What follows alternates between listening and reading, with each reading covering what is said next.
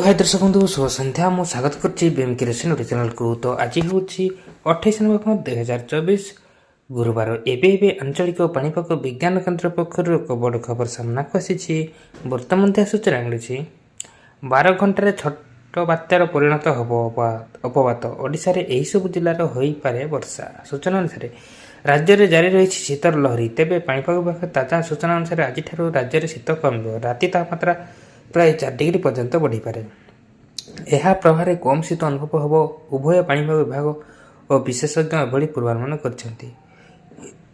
सेहीपरि तमिलनाडु और श्रीलंका उपकूल में बात्या प्रभाव राज्य में गाँ भाँ वर्षा हो पारे। भुवनेश्वर संलग्न उपकूल जिले में आज रातिर सर्वनिम्न तापमात्रा 4 डिग्री बढ़ 2 तारिख जाए राति तापमात्रा अधिक रहिबो और कम शीत हम 3 तारिख राति तापमात्रा पुणी 2 डिग्री कमिଯିବ। आसंता मास 4, 5 और 6 तारिख में एभली तापमात्रा रहिबो।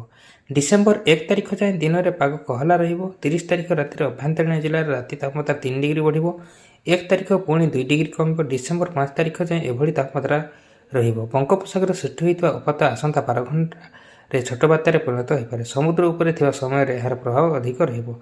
30 तारिख में बात्या उपकूल छुईबा बेलकु दुर्बल होइजो। स्थलभाग कम वर्षा और पवन होइपारे। तेबे ओडिशा उपरे बात्यार प्रभाव परिवार संभावना कम। दक्षिण उपकूल ओडिशा तथा गंजाम और हालुका वर्षा हो पारे। विशेषकर आज और आसंता काली दक्षिण और उपकूल ओडिशा रे हालुका वर्षा हो पारे।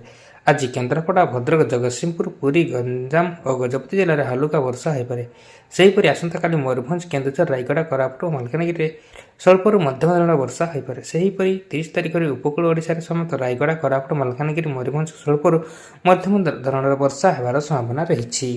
तो यह थिला आज मुख्य खबर। तेणुक आपण मैंने वीडियो को लाइक करूँ, चैनल पर जब नुआ तेज सब्सक्राइब करूँ, आउ पाखे बेल आइकन टच कर ऑल पर क्लिक करूँ और सांग मान सहित बहु मात्रा शेयर करूँ, जहाँफल कि जब भी जेकोसी लेटेस्ट सूचना आपण मैंने आम चैनल माध्यम सर्वप्रथम पाइपर। Bureau report BM creation.